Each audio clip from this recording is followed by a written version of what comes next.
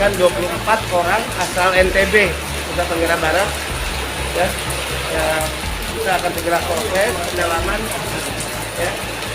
Perdagangan manusia ini terus terjadi dikendalikan oleh sindikat dan mafia. Tinggal bagaimana negara dan semua instrumen pemerintah memiliki komitmen yang sangat kuat untuk melakukan pencegahan, untuk tidak menjadi antek dan budak dari para sindikat dan mafia. Assalamualaikum warahmatullahi wabarakatuh. Halo sahabat dunia BNI, welcome back to my channel.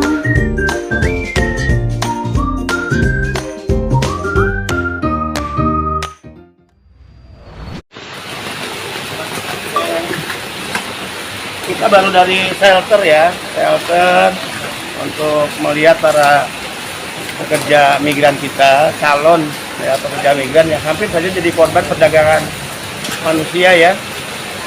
Hasil pencegahan itu tanggal hari Jumat tepatnya, hari Jumat ya, kita mampu amankan 24 orang asal NTB, Nusa Tenggara Barat ya. Kita akan segera proses pendalaman ya. Kemudian nanti kita akan cepat pulangkan ya ke daerah, dan kita tentu akan berkirim surat melalui Pak Gubernur NTB tentang warga masyarakatnya yang hampir saja menjadi korban perdagangan manusia ya.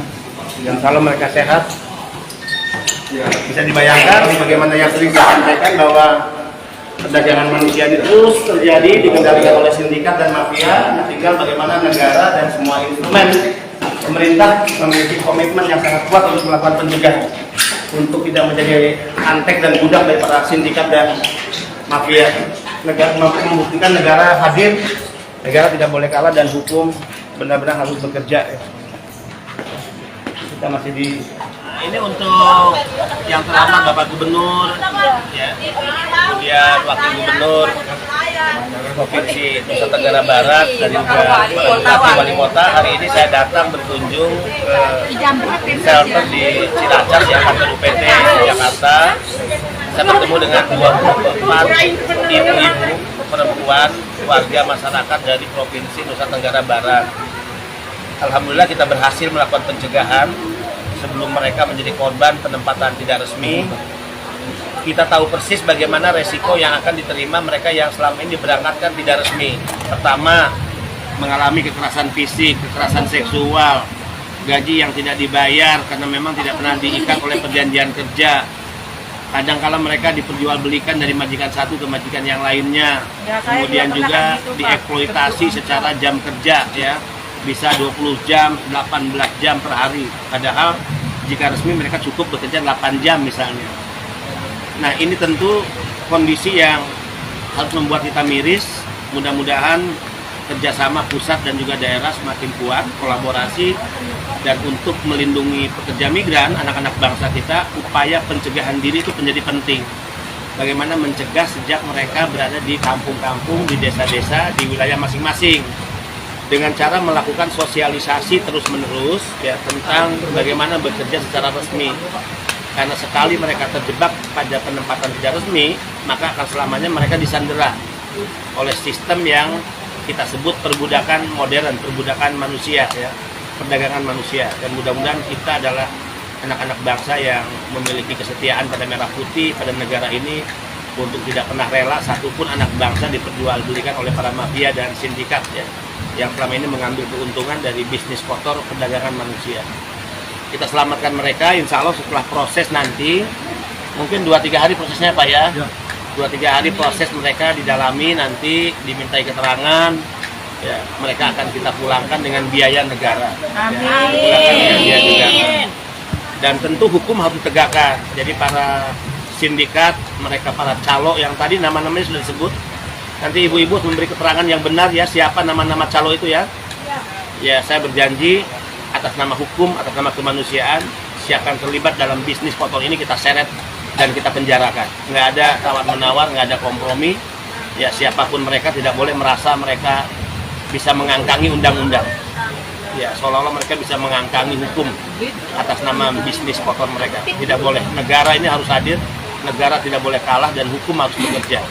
Karena sekali negara kalah, hukum tidak bekerja, maka selamanya negara ini akan dipermalukan dan seolah-olah kita menjadi antek dari para mafia dan para sindikat, dan seolah-olah negara ini hanya diatur oleh para sindikat dan mafia. Itu tidak boleh terjadi sampai kapanpun.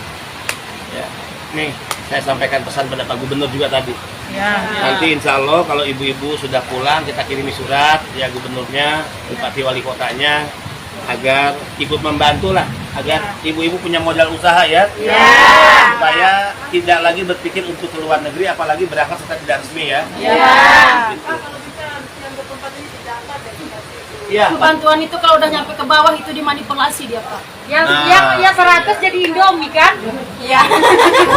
Dari presiden 100, gubernur 50, wakilnya terus yang jadi rakyat dia dapat Indomie. Makanya Indomie, jadi gak genap lagi ya. Iya. Jadi waktu itu, waktu di Polu Gadung, di apa rumah atau apa? Lenteng Agung. Kos-kosan. Kasihan mungkin tempatnya juga apa jelek. Batuan semua, Pak. Dempet-dempetan satu ruangan. Pak, kita kemarin sebelum digerbek hitung batu. Hitung batu. Ya, baru nyampe 10, semuanya dapnya. Dindingnya pakai batu, dindingnya pakai batu. Jadi terkesan kayak bawah tanah gitu. Kita baru 1, 2, 3, 4, sampai 10 udah digerbek. Ya, Pak, nanti proses setelah ini apa itu penting. Jangan hanya pulang, prosesnya mandek, belajar apa buat Ini apa. badannya tapi baju sama sepatunya dibiarin di luar. Tapi barang-barang udah semua di sini. Tinggal dokumen aja yang belum. Paspornya, Pak. Nanti yang jual daster kan siapa? Saya. Kan itu ketahuan. Jualnya teman. Saya jual daster, topeng, semuanya saya jual. BH1. Pak, paspor itu kan harus sama mereka. Nah, kalau kita mau mau berangkat ke secara resmi itu apa bisa? Nanti akan disita kok dari mereka. Oh, gitu. Jadi dokumen-dokumen ibu-ibu yang ada di mereka nanti akan disita oleh pihak kepolisian ya. Nggak di Pasti blacklist akan. ya? Ya, Nggak di blacklist. ya enggak lah kan belum berangkat dan belum melakukan pelanggaran ya di negara penempatan. Padahal Pak, saya pernah dipukul juga di Abu Dhabi sampai berdarah ini saya. Iya. Mau saya lagi ke sana. Karena apa? Karena keadaan ekonomi kan Pak. Oh iya. Iya. Anak saya mau Sama siapa sekolah. kan? Iya. Berangkatnya resmi nggak waktu itu? Dijual lagi ke orang lain, tapi saya nggak mau. Tahun berapa berangkat? Tahun 2008 kalau nggak salah. Oh, 2008. Itu resmi 2 kali saya, tapi 2 tahun 6 bulan nggak dikasih gaji, nggak dikasih nelpon, saya dikasih gaji pas di airport. Terus si perusahaan yang ngirim tanggung jawab nggak? Enggak. Ya makanya saya kalau lewat ilegal kan kita senang-senang pegang HP sekarang. Dulu saya kayak gitu disiksa majikan, tapi nggak ada satupun pemerintah yang cari tahu kabar saya sampai 2 tahun 6 bulan. Iya. Makanya sekarang Di tahun 2008 itu ya. Itu cuma iya 2007 dan 2008 yang ngomongin Pak nggak tahu jadi perbedaannya yang legal atau ilegal. Makanya kami lebih memilih ilegal jadinya. Sama-sama nggak ada seperti nggak ada pertanggungjawaban. Nah, Kalau jadi kita udah di rumah majikan itu siapa? Ibu semacam tidak ada pembeda ya berangkat resmi dan tidak resmi. Iya. Akhirnya juga tergoda untuk berangkat tidak resmi karena ibu berpikir sama aja kan itu ya. Iya. Soalnya Pak kalau ilegal kan sekarang syarikat itu ngasih handphone langsung di syarikat dikasih handphone. Ya. Terus kalau majikan apa kita dibalikan ke syarikat. Pasti ada bedanya begini, pasti ada bedanya satu. Kalau resmi dia ada perjanjian kerja. Surat asuransi juga ada Ya, Pak. ibu ada perjanjian kerja ya. Jadi kalau si majikan tidak menunaikan kewajibannya sesuai perjanjian kerja, dia gampang dijerat oleh undang-undang di sana. Jadi dia takut ya tentang gaji ya, tentang hak-hak ibu semua kan, tentang jam kerja kan diatur semua. Kedua pasti dapat asuransi kalau resmi. Kalau tidak kan tidak ada perjanjian. Ibu kan pasti kemarin mau berangkat nggak ada perjanjian Nggak ada apa-apa. Jadi itu memudahkan si majikan sewenang-wenang karena dia tidak diatur perjanjian. Kemudian juga tidak ada asuransi ya. Ketiga tidak tercatat. Kalau tidak resmi itu tidak tercatat. Kalau resmi itu tercatat dalam sistem kami. Jadi kami bisa tahu. Misalnya ibu siapa namanya nih? Bu Husnul Khotimah, berasal dari kampung mana, sekarang sedang bekerja di negara apa, gajinya berapa, berangkat melalui perusahaan apa, tinggalnya di mana. Nah kalau resmi itu tercatat. Kalau tidak resmi tidak ada catatan negara. Jadi mudah kalau ada masalah negara tinggal datang ke lokasi. Di paspor itu ada. Ya. majikan, alamatnya, nomor HP Betul, nggak ada. betul. Ada Lengkap, KTK kan? aja. Pas saya meninggal juga mau Thanks for watching and see you next video. Wassalamualaikum warahmatullahi wabarakatuh.